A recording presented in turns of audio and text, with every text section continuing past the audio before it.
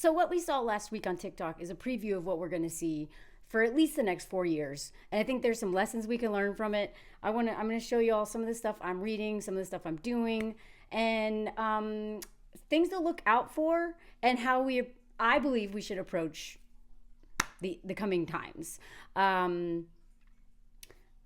Also, Moses' eye is all messed up, and he's been barfing all day and night. So I'm a little stressed because we don't know what's happening. So anyone new here, I'm a storyteller, journalist, and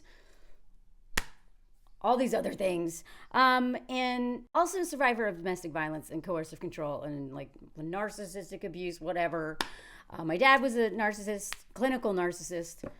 I almost died at the hands of a narcissist that I dated, that little hobo sexual that I talk about all the time.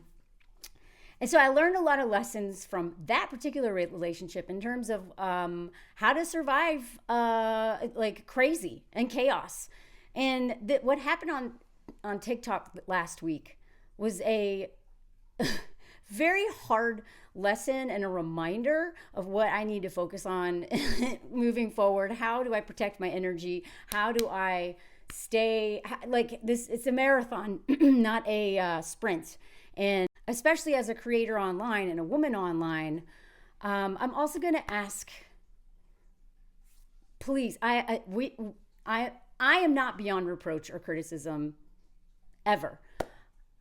None of us are. But I do want, in the spirit of, oh my God, how do we fight this thing that's huge?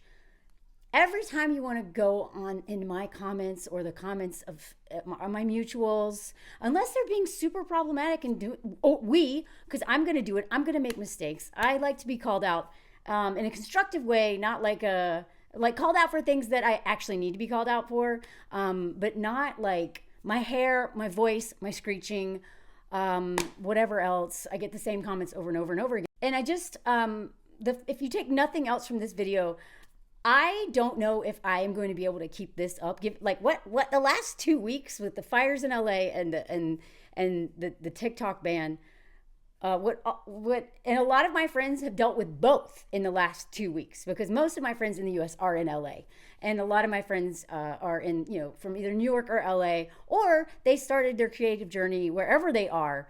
But so all of my creative friends have been in a huge crisis the last couple weeks. And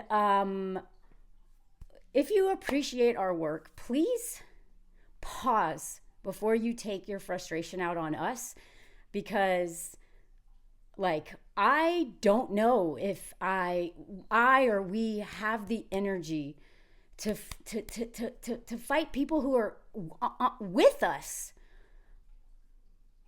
when we really need to reserve that. Do you know what I mean? And I don't mean don't fight with fascists. Don't argue with them, because they're just like men who come on here and like, yeah, I just block them and don't give it.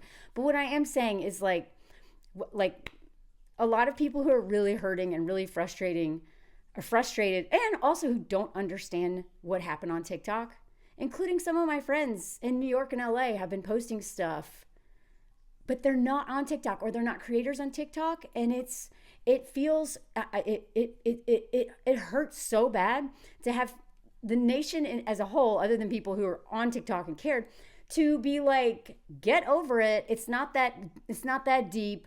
Also worry about democracy, not TikTok and all this stuff.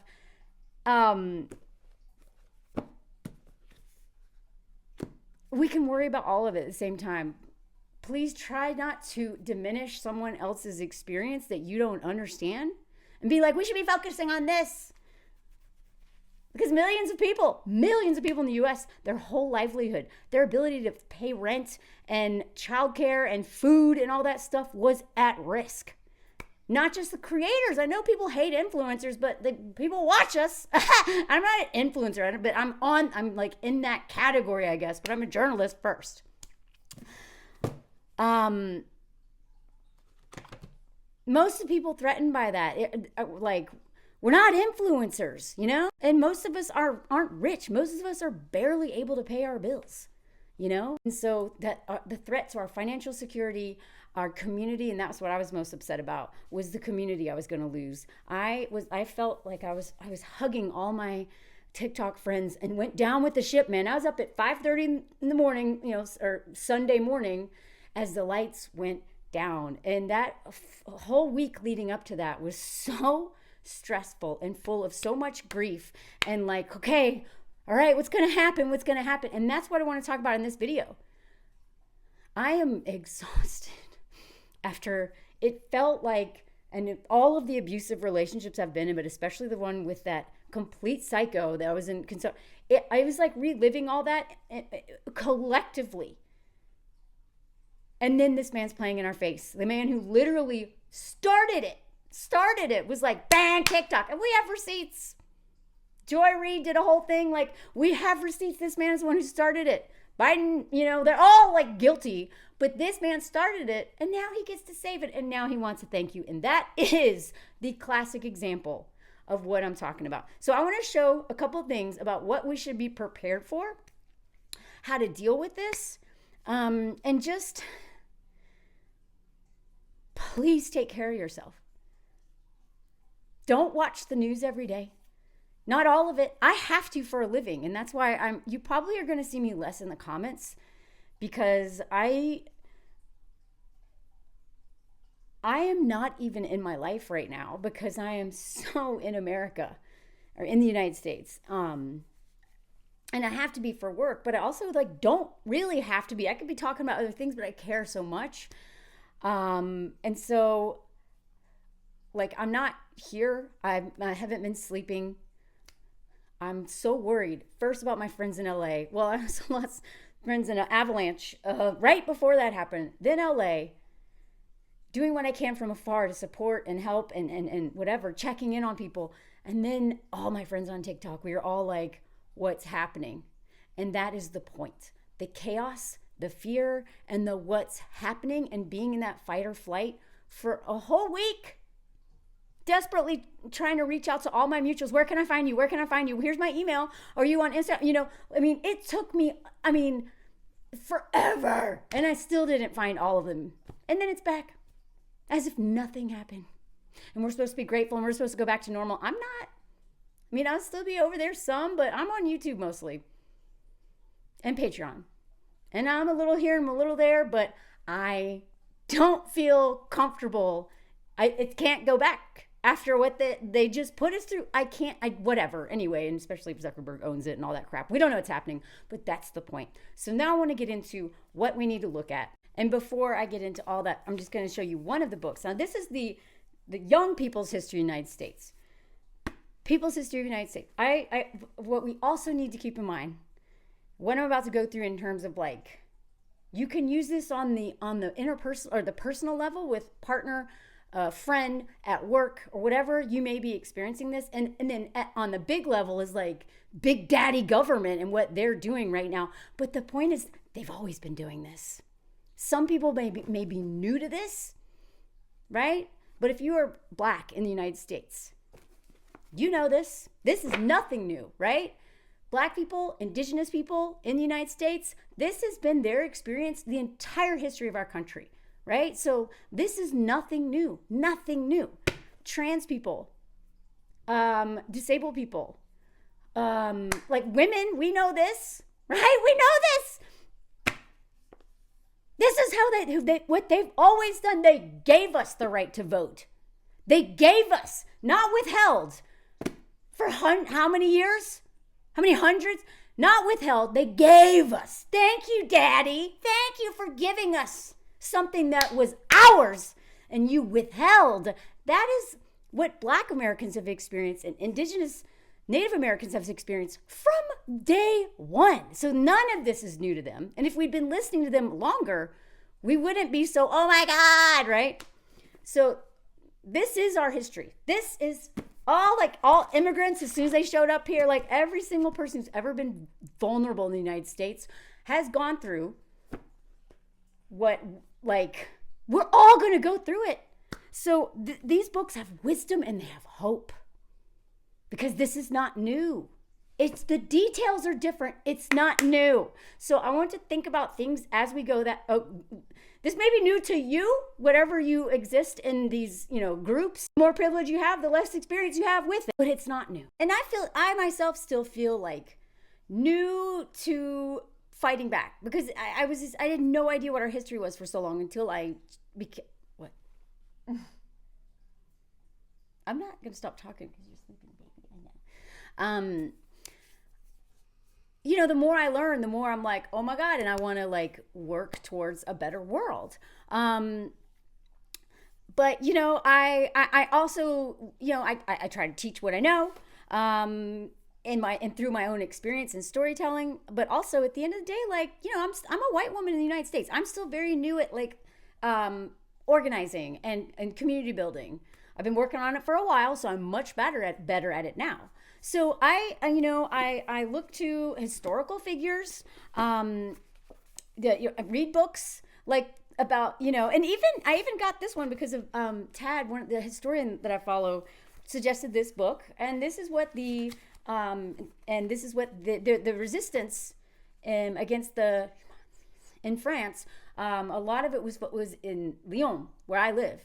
And they had all these tunnels up in the hills. And, I want to read about what they did, how they did. Because, again, this is nothing new. Like, none of this stuff is new. It looks different. And maybe some stakes are higher. And maybe, like, I'm not saying that it's not to be cause for concern. But what I am saying is that there's so many people who've made it through the craziest of times. So even if you're new to this level of like, oh, my God, I refuse to be hopeless. I refuse to be helpless. And I refuse to not experience joy and love. Those things with my dying breath, I will be laughing. You know what I mean? I mean, maybe not, probably not. But you know what? You get the point, right? I'm going to make myself go to my drum club tonight, even though I really don't want to go. I made myself go to my choir on Friday, even though I really didn't want to go. Yesterday I went and hung out with some people, because I have been in this world with just my phone. I'm behind on so many messages. I'm behind on everything. I'll never catch up in the comments. And so I'm literally like realizing that I need to pull back more and more from how much time I spend on my phone talking to people who are not here, because I do that all day for a living because I'm not even here. And, Anthony, my husband, if you're new here, he's like really worried about me because I'm not sleeping. I didn't do my French homework for my French class. So then I felt bad. So then I don't feel connected to where I am. And then I feel like shame. And then I feel like, what's the point? Why should I even, you know what I mean? I didn't go to the gym to do any kind of exercises to help with my back because I have chronic back pain and have to use a cane. But when I stand more than 20 minutes, but I didn't do the stuff I needed to do last week because I was like, TikTok's going away. I gotta. So I'm telling you, I didn't do well in terms of like, the basic human needs to get through for this marathon. They want us. And having dated a man who was just like the leaders right now, this is how they want us. Exhausted, fighting each other, blaming each other, full of shame, feeling so isolated. And just confused and worn down so that we don't experience joy and we just let stuff happen. So, let me go over some stuff now. Please keep in mind that even though we messed up, white people especially, we really messed up. But keep in mind, this man was not, and the majority of the people in the United States do not like him. Didn't vote for him, right? He only got 31.78% of the vote. That's it. And a lot of those people probably don't even like him. They're just like, right?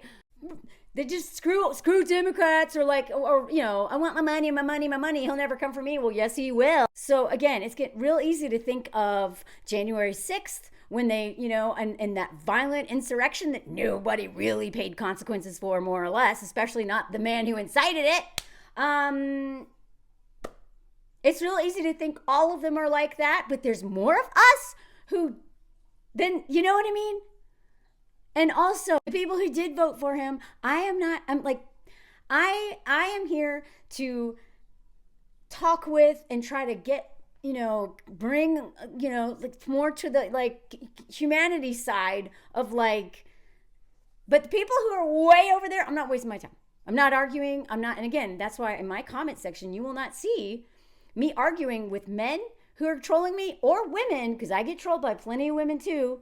Sometimes it's, just a clumsy or a language barrier thing, and it's just whatever. I give a lot of grace to women, but if I see it more than 2 times, blocking you from commenting, because if you're gonna troll me, why are you here? Again, I'm not beyond reproach. I'm not beyond criticism. I'm wrong. Let me be wrong. Let me grow. Let me learn along with you.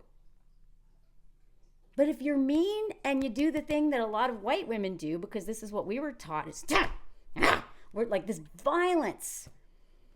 If you don't know what I'm talking about, stick around. I talk about it throughout some of my videos. But that conditioning, man, I'm not arguing with people who are just miserable and hate me. And that's what was so disturbing about the TikTok ban, is that people who just, because they didn't understand it, or a lot of people who are artists themselves and want to create, because I've dealt with this since becoming, a writer and whatever. I remember one of my first articles that got published was when I was in teaching English in Chile, and it got published, and there's a lot of really lovely comments about it. And it was the first time I wrote like a schmeg story, a dating story. But a couple comments from women were so gutting. I was afraid to leave my bed. This comment came from the United States, no telling where. So maybe, I don't know, 7,000 miles away from a complete stranger. But it hit me right here. And I was scared of the world because of one person online. You know what I mean? I was like, wow, I got to get some thicker skin for this journey if I want to do this job, right? So I allow some grace, but not much. So if you're new here, you don't agree with what I'm saying, that's fine. Journal. If I'm wrong, totally wrong, that's okay. But be respectful when you say things, because some people are so angry and they're so frustrated, and their anger and frustration is valid. But please don't take us down, especially going forward through this administration, because you're suffering. Please don't attack us. And even when we mess up, please just don't be jerks about calling us out. You know what I mean? But comments about my voice, my screeching, don't yell so much, all that stuff. Like, I've been doing this for 20 years. I'm not changing how I do this. Some days I yell. Some days I'm more calm. Other days I'm just barrel of laughs. I don't know how I'm going to feel, but I'm just doing what I do. Anyway, so I took a lot of notes when I was in that abusive relationship, and this is one of the notes from my phone. Pardon the misspelling. Got in a fight over cupcake he made for me. He's so selfish, he doesn't realize he would rather me eat things that are bad for me, because sugar, I don't digest sugar well. It really makes my stomach hurt. And I get all inflamed. I can have small doses, but and the cupcakes were like huge. For me to make himself feel better. Someone you love is supposed to support your healthy habits. Now, the only reason why I brought this one up is the same thing that men have been doing for a long time, the government has been doing, and Donald Trump just did it. Look what I'm giving you. I saved it. It's a false equivalent, but the constant mind fork of sometimes they're gonna and other times I just don't trust them at all. You know who this man is. So I also took notes about things that I was frustrated with. I've lost my faith in my writing because I'm not doing any of it. I need my voice back. I need to be free of this man. The longer I stay around him, the more I lose respect for myself and the more apathetic about life I get. I'm almost sick, and that has taken quite a toll.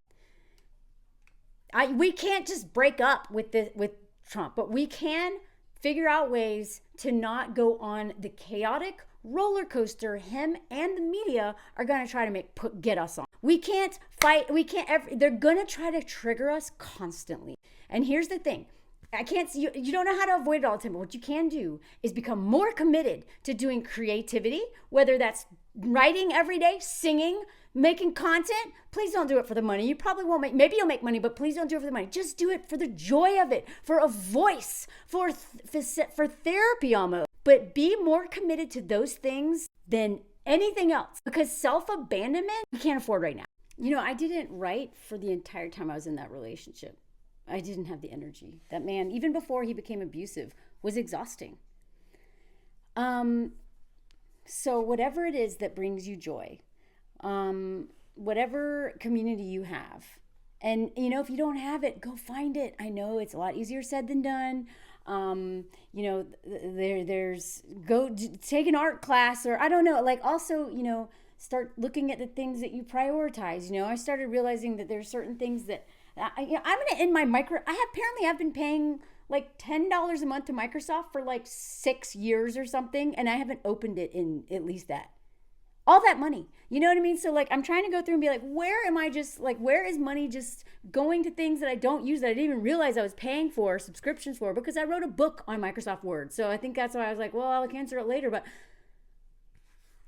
I don't, in the meat, like, you know what I mean? So classes, books, groups, art, dance. I take a drum class. I take a choir class. Anthony's in a ping pong thing. I take a French class. And I know we only have so much time, but I'm telling you, those things that take care of your body, your mind, your health, your creativity. And if you can't afford those things, you can always write. Well, maybe not. Maybe that's very ableist to say. Or talk. I don't even write anymore. I talk, you know, or like find a way to be creative. There's so many ways, but please that's the first thing that's going to go. And I want to tell you also, when I was trying to get out of that relationship, one of the reasons why I literally got sick. I got sick because it's so stressful to be in fight or flight all the time. I mean, the man was blowing up my phone constantly. Even when I was with him, I was stressed. But even when I wasn't with him, when I was at work, he wouldn't stop blowing up my phone. I was in a constant state of stress. That's what they're going to do. That's what they're going to do. They're going to throw, the news cycle is going to be crazy. A lot of the stuff they're saying, it's not even what they're doing. They're just trying to get us crazy, get us in fight or flight. And when we are in fight or flight, we're less likely to do things to help us stay centered, help us make good decisions. And then here's the thing. The more we are like, we see the news, the more we can't look away. That's one reason why I really struggled this last week on TikTok and during the fires, is I almost got addicted to checking on my friends. I was checking a fire app constantly because I didn't want to bug my friends all the time, being like, are you okay? Are you okay? Because I didn't want to burden them with my fear. But what ended up happening is, as getting me a false sense of safety and control and self-soothing on some level, I was just, you know, checking all the time on the app, and it became compulsive. And then I'm tired from looking at my app. I'm tired of the stress. I'm tired of watching, you know, kind of seeing what they post on Instagram stories. Is it at their house yet? I learned that the kid I used to, there was 2 kids, but one of them was full-time because the other one went to school eventually. I nannied them every day, 5 days a week, 8 hours a day. And I found out just by checking Facebook one day randomly, they came up, GoFundMe, lost their house, the house that I used to be in all the time, the whole area I used to go take the little one hiking in, like, it's gone. And I was like, oh my God. So then I'm start like trying, you know, checking their GoFundMe all the time to see if they're like, I was obsessively checking on my friends. And I'm not saying don't check on your friends. You need to, but they're not my friends. I haven't worked for them in a really long time. And honestly, I don't really, I like the kids, but anyway, they're not in my life. I know so many people. I know too many people from all of the years I've lived in multiple places and the experiences I've had. And then I have my online friends. I know too many people. I can't check on everyone. I can't talk to everybody. I can't respond to everybody. So I have to learn to really like not over give. And by give, I mean just over talk, over check in, over like respond right away to everybody. It may take me a week. It may take me 2 weeks to check some messages because I have, you know, I haven't talked to my best friend in 3 weeks because I've been talking to the people people I haven't even talked to in 10 years, you know? So I'm not saying don't care. I'm just saying don't lose touch. I haven't been eating with my own husband. I haven't spent any quality time with him because I'm worried about all my friends. And that's my codependency. And that's like my kind of like trauma responses from the past. And part of it is that it's literally like the cortisol stuff. So when I got out of that abusive relationship,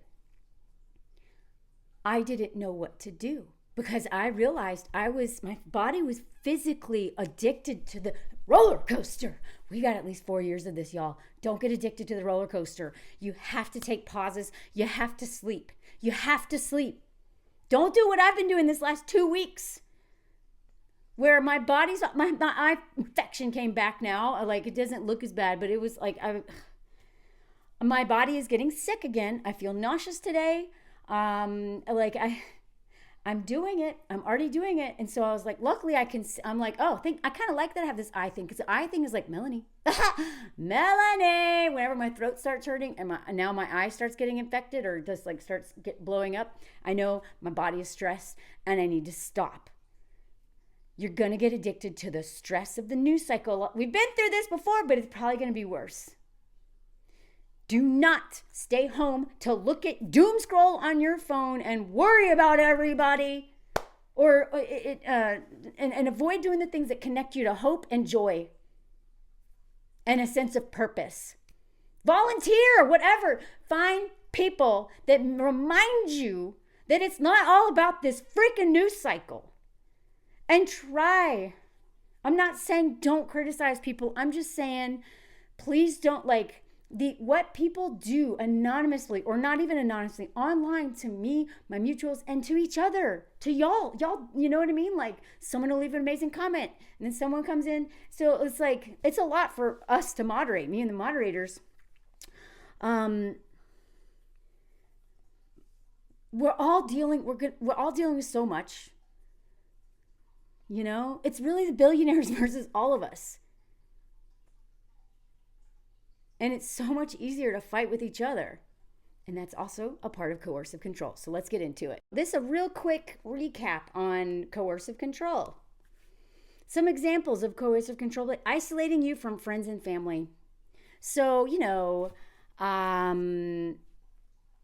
Batman or all of those people may not be isolating you, but they will.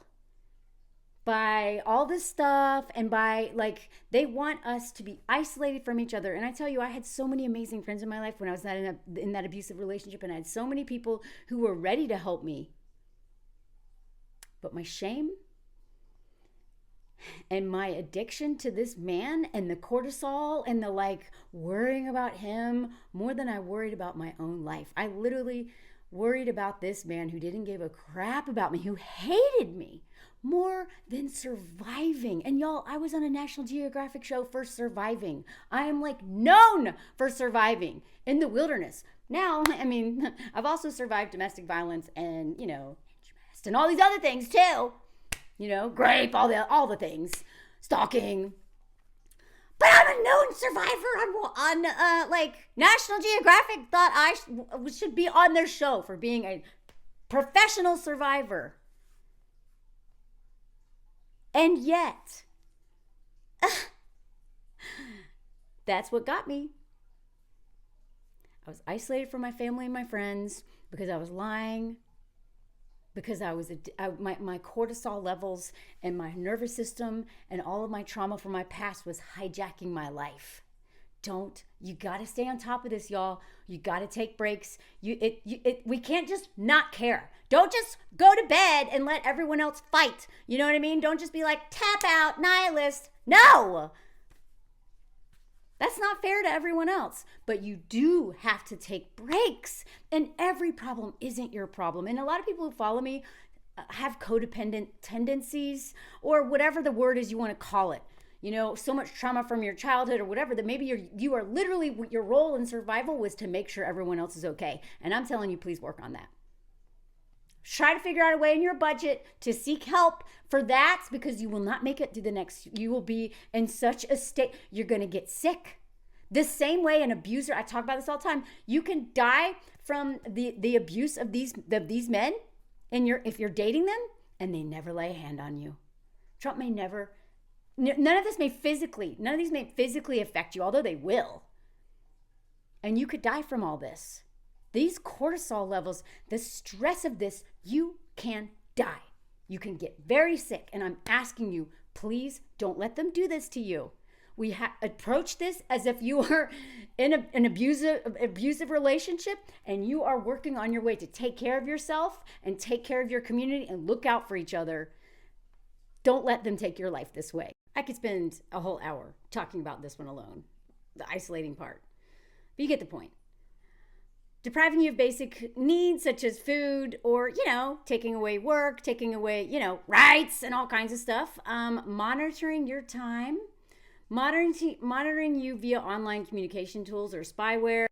I know that they're monitoring me and all of us, but that's why I'm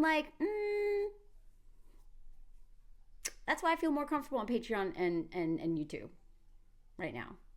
Because what just happened with TikTok, I feel so violated. My trust, I already was whatever, because they stopped paying me there and shadow ban me and blah, blah, blah, and the community, whatever. I've already had issues with TikTok, but those were my friends, that was my community, and I still cared the most about that part.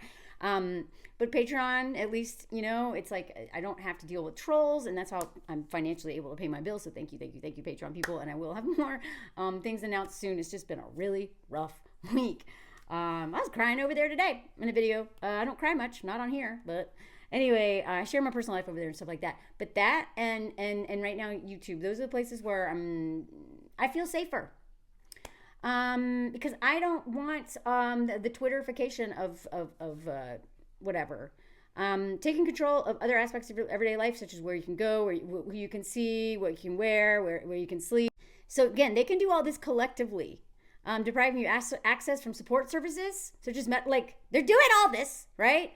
Repeatedly putting you down, such as saying you're worthless, humiliating, or degrading, or dehumanizing you. And here's the thing: they don't have to do this because we do this to each other, and that's why a lot of my mutuals and Francesca Ramsey has kind of her content in the last couple weeks, especially this last week though, has really been grounding me.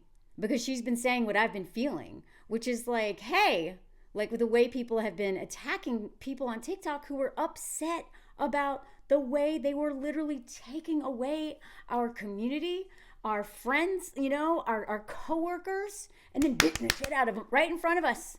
And then everybody was good. The way she was calling out people who hate that we have this thing, and they don't, even if they're not there. We got to get away from that. Yeah, of course, people are addicted to their phones. Duh. But taking away TikTok's not going to change that. We've been addicted to our phones for a long time. There's a lot of bad things that come with TikTok. But please, this humiliating, degrading, and dehumanizing of each other, the more that happens to me as an online creator, the more I don't want to do this anymore. I'll always be creative, but I don't want to do this with my face and dealing with people in comments. Maybe I'll go back to writing and just disappear for 2 years while I write a book. I don't really want to do that. I'm not threatening that. I'm just saying it was really disturbing to see people cheer on the abuse of millions of us by them threatening us and taking away our access to each other, which is very important information for protest, for survival. There's survivors of violence, survivors of domestic violence. There's moms supporting each other, deconstructing patriarchy. There's so much resources over there. My hypermobility issues, neurodivergence, how to survive a lot of the things that I'm dealing with. Those are my support system. That's my community for learning about it and feeling not alone. And they were like, no, we're taking it away. And the world was clapping. Not the whole world, probably not you if you're here. But it actually felt worse to be humiliated, degrading, and dehumanized and lectured at. Get over it. From our peers, our neighbors, than from it coming from them. Don't be this. And not just with TikTok, with anything. You know what I mean? I'm not saying we don't, we should, conflict is good, okay? I'm not saying just shut up and everything. I'm getting away from the people pleasing, whatever, direct communication, that's what we need. But please don't let them convince you to hate on people you don't know about something you don't understand at all, but think you do. Because I'm telling you, I feel it in me sometimes when I see someone getting taken down. I'm like, yeah, and I'm like, oh my God, what am I doing? You know, just saying, y'all. Controlling your finances and making threats or intimidating you, that's going to come up. And the more we're going to see it happening to our neighbors, they're going to come out with ICE raids today or tomorrow. Like I'm saying, this is all to keep us hopeless, helpless, not motivated, depressed, consume, not care, hating each other, and never fight the people who are doing this to us. I refuse. None of those people. All these people worked real hard to not be defeated so that we could get where we are today. I choose to focus on them, not the narcissist. Now, even if you've never been in a relationship with a narcissist, you may have had one for a boss, and it's a terrible form of leadership. So I'm kind of hoping that they just eat themselves at this point.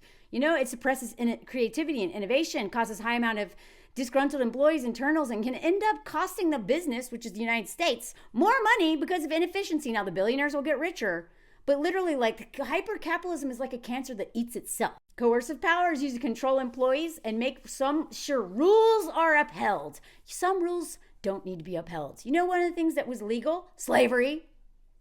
You know what was legal? Beating your wives. Do you know what I mean? Like, just, you know, coercive power may be used in government as well because they operate much like any other organization. Coercive power in government is probably more prominent than in private organizations because of the strict rules and the rigid hierarchy systems in place. Now, again, so this can happen in the family where dad or mom does this to all of the whole household, or this can happen in lots of places, you know? The managers and leaders will punish or threaten punishment to the lower tiers. That's all of us. If they do not follow company guidelines or fail to meet certain objectives, it can be a very effective way for a business to keep employees in line, on track, and to get things done. And it's usually the most aggressive who are at the... But again, in the end, it's actually not efficient, and it's actually bad for everybody. There's also, this article was talking about doublethink, you know, and I remember reading this in 1984, the George Orwell. And so this is a website. She goes into like the talk about doublethink. But it says this. I mean, you can see this is all over the place. I just grabbed this because I thought it's confusing, right? Well, guess what? Confusion is often the point. Confusion is the point. Coercive controllers know that shock and confusion can dismantle their prey's ability to think critically, at least momentarily. If stress becomes chronic, it can even damage the structures of the brain.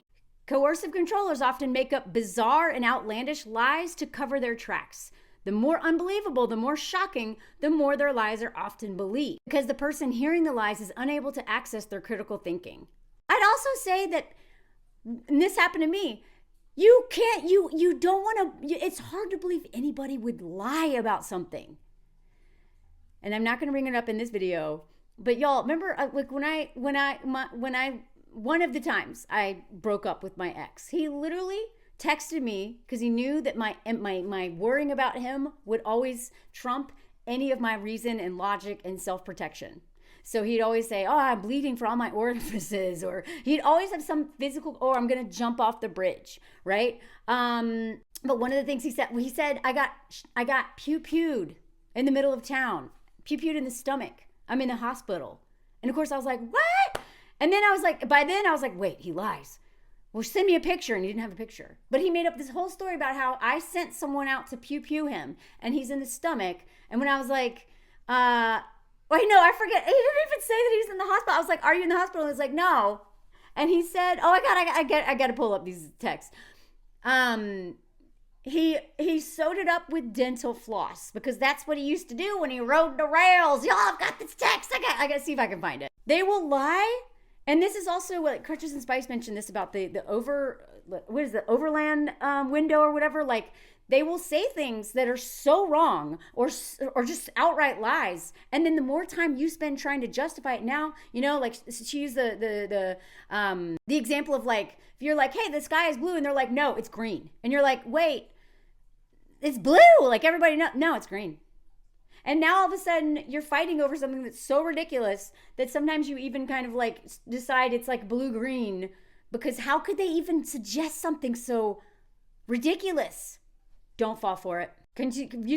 Coercive controllers use their negative impact in their prey's fight or flight system as evidence that there's something wrong with the targeted victim, and therefore they must be to blame. Oh my God, I found one of them. I'll show him in another one. Okay, so here is just one. But right after he tried to bite my fingers off and threw TV at me, and my VCR, and I had to call someone to come and help. He spent the rest of the day sending photos of before. Do you remember this night together, babe? I love you, and I will sorely miss every moment we shared. I'm head for the bridge, but Eric won't leave me alone. I had my friend following him around because I actually thought, I didn't realize they lie about stuff all the time. I didn't realize that they just lie all the time, and that this was all. He was never going to jump off the bridge. Never. He was never going to jump off the bridge. But I was afraid he was, so Eric was following him around all day, like to make sure he wasn't jumping, and of course he was never going to jump. Please tell him to leave me alone. No one will have to see me ever again. They're so dramatic, y'all. Gonna have a note attached to my body for you. I didn't get my machete or bat. Yeah, he had a machete. So, and then of course I believed him, so I was like, oh my gosh, should we call the police? No need. Yeah, I know. Even you're shocked. Like, wow, you dated this clown. The reason why I showed you that is like, that man lied about so much, y'all, just to get me riled up. That's how he had me. He got me riled up, stressed out, worried about him. And the note was like, he always threatened that they were gonna find a note around his body hanging from a tree one day, because that's what it's like to be with me, is he makes you want to die. And he's gonna say, this is what happens when Melanie Hamlet loves you. So he promised there was going to be a note. So then when he was threatening it, he was that note that the first person I ever loved romantically, which it wasn't love, it was limerence. Now I know that. He was a good man when I met him, and I'm so terrible he wanted to die. So this is proof what happens when Melanie Hamlet loves you. So that was him referencing that. He also, whatever. That note came up again, and then he literally faked his own death to try to get to me. So these men lie. They lie. They lie. They will literally say the most outrageous things to get you worked up. Don't let them. I'm not saying don't take what they say seriously. I'm saying a lot of it is garbage, and it is to rile you up and make you angry. Think of what men do all the time. They come in my comments, and they just want to piss me off. And sometimes they get me. Sometimes they get me, because I'm very sensitive that day. So please be careful. When you're feeling very sensitive, don't read the news. Don't ignore the news entirely, please. But please be intentional about when you read the news. Be intentional about when you show up. Take breaks, rest, drink water, rest. Physical movement, creativity, all these things, and community, because we cannot do this alone. They want to rile you up, and they want your cortisol levels out the roof. And that's how you die. Both of my grandmothers died before my grandfathers. I don't know the story with one of my grandfathers, but the other one, he tortured her. He wouldn't let her get a divorce, and she died long before he did. And he did a little dance at her funeral. Free at last. Oh, no. King of the mountain now is what he did. And then he said, free at last. Free at last. A Southern white man, by the way. The irony of that. Also, happy Dr. Martin Luther King Jr. Day. That's what I'm celebrating today. Anyway, the other thing I want to share, because I could share so much information, y'all. I had a whole thing where I wanted to go into sleep and how abusers, they do this with sleep deprivation, which I just realized it's working. So even if I don't have an abuser in my home who's trying to keep me, literally my ex did this to me. He always had a reason to keep me up late and wake me up early and wake me up in the middle of the night. And he had me stoned all the time, even though I hadn't smoked in a long time. And I literally went to kid jail for that. So I was going to talk a lot more about sleep, but maybe I can do a whole, because y'all know I have a lot about sleep and sleep deprivation and how violent that is. And I talk about it a lot. I'm not going to talk about the day, because what I realized is I kind of want to end on some more positive stuff right now. And one of them is, and one of my mutuals talked about this in a video recently, and I was like, that's a really good point. I have not been in nearly as many hardships as probably even most of y'all. Especially in terms of systemic stuff, right? I just have suffered as a woman. and whatever, and like in my family system as a survivor of SA and some other stuff, and infamous, whatever. But in systemically, I have not had to survive too much. I'm not saying, oh, patriarchal violence isn't a lot. It is. But what I'm saying is that I have never had to face what Black, Indigenous, and other people of color, disabled people, trans people, gay people, just the LGBTQ plus community, schmegs workers. This page is a trans-friendly, schmegs work-friendly page. If you have an issue with that, that's on you. Don't say it in my comments. You will be blocked, or at least it'll be deleted. And I can go into that more on a video if you want. But I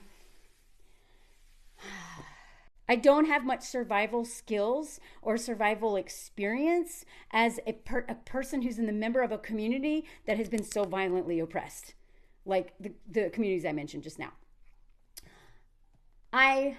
From a personal experience as somebody who taught survival in the wilderness and, literally like lived in my truck and was living off very little money and living among people who were, just like teaching survival skills, but also having to like practice them in a lot of weird ways, especially in terms of like, swiftwater rescue and like seeing people drown and see people in really dangerous situations and like keeping people alive.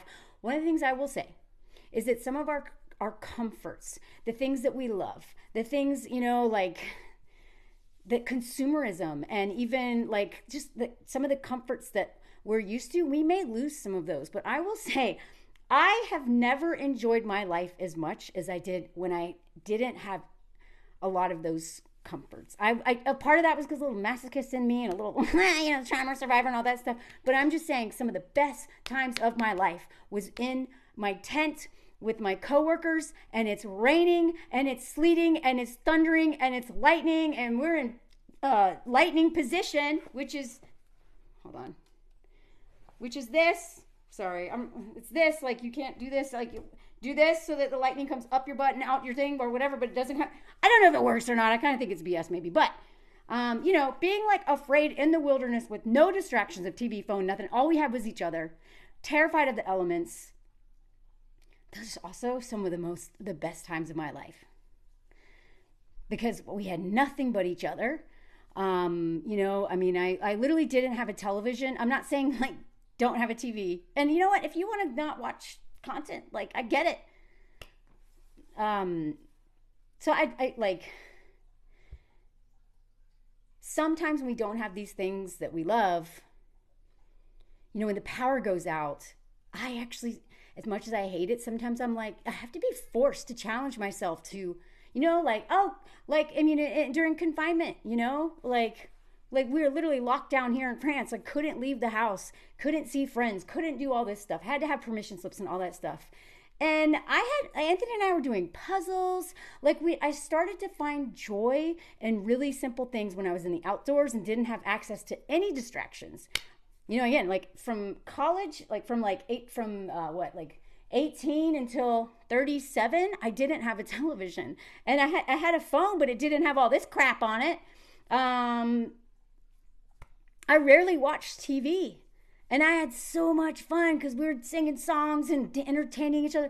I know this is not related, but it kind of is. What I'm saying is that sometimes when I don't have the things that make me most comfortable, I'm forced to find other ways that are actually way more enjoyable. And I hope that doesn't sound like really condescending or really like infantilizing, like, oh, well, just go, have the spirit of camping while we survive this insanity. That's not what I'm saying at all. But what I am saying is that a lot of times when things that I was used to changed and I was thrown into a whole new situation, and a lot of things that made me comfortable and helped me like feel secure and comfortable, I didn't even realize that some of those things I didn't really need, or that they weren't as enjoyable as I thought until I was forced to do something different. You know what I mean? Some of the best times of my life are when the power went out. I would not wish power out on anybody, especially because people that you die because of that. I mean, there's people who need power. There's so many. I'm not. This is a very nuanced conversation. Please understand what I'm saying here. But what I'm saying is that there's a way to have fun and connect even when shit's awful. Even when it's awful. So I guess what I'm saying is just the find the joy, find the connection, find the community. And please, I know that some people are very limited because of maybe being in red states or being disabled or being in places that are not safe. To be out in your community as much, especially like if you're in a red state, for instance.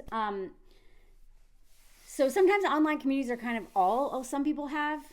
But if it is at all possible, please try to reach out into your community just in case. Like we saw, they literally turned TikTok off. Not even for 24 hours, but I have a lot of thoughts on that whole thing. I'm not going to go into it. But they reminded us they can. There's a lot of hate over there, but we're so close.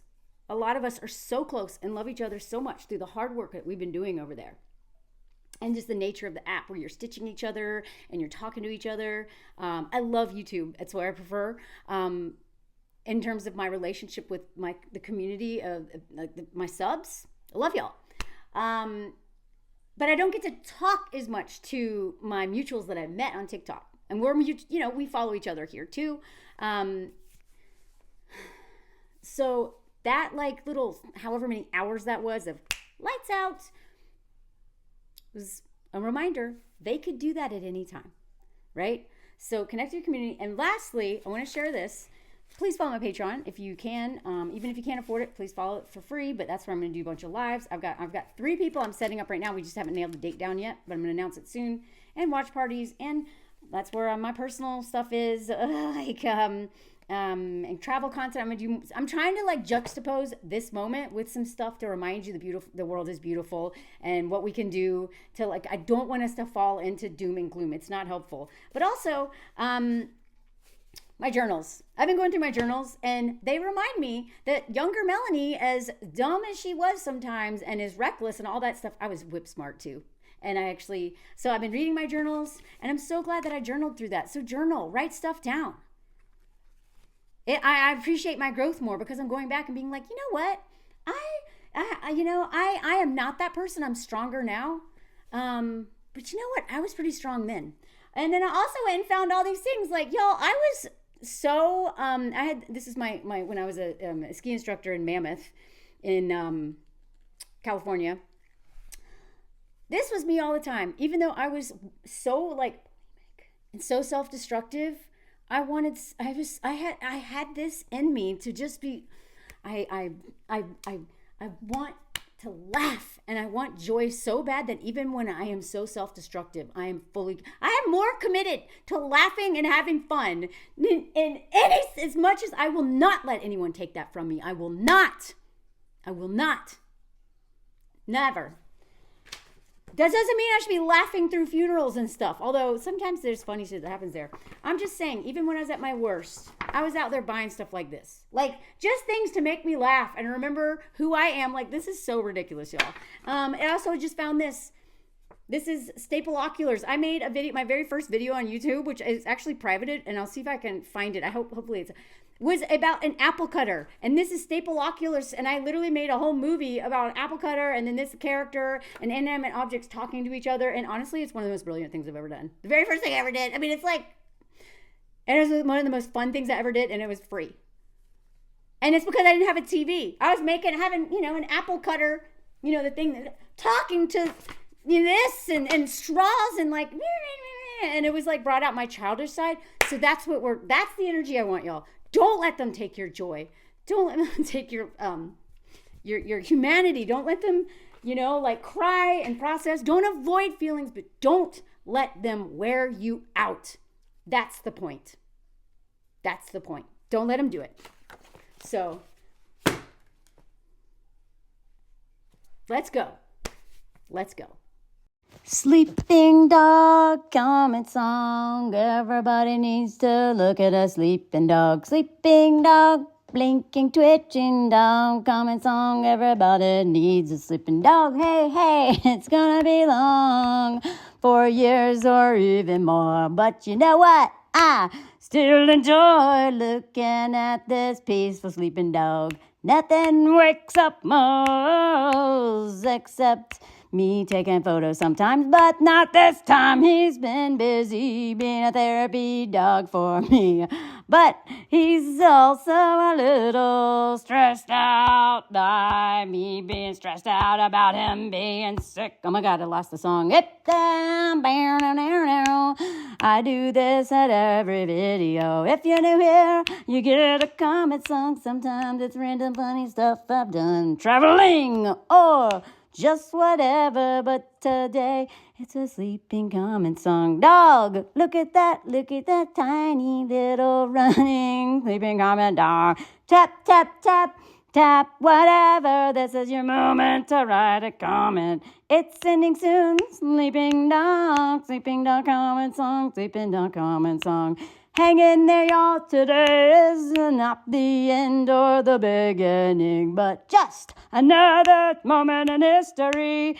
And we need all hands on deck while taking moments of rest, because we can't handle it every day, all day. No, the song's ending soon, I promise. And let me know if you heard the sticker or saw the sticker at the end.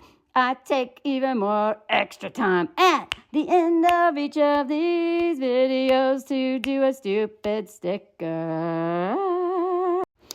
Here it comes, the sticker. But first, look at this dog. Like, seriously, he lays like this. I had to go pee so bad, but I couldn't go. Anyway, sticker, comment, song. Here we go. Watch out. A bang, bang, bang. Hamlet cinch or whatever. I don't remember. Whatever. Bye.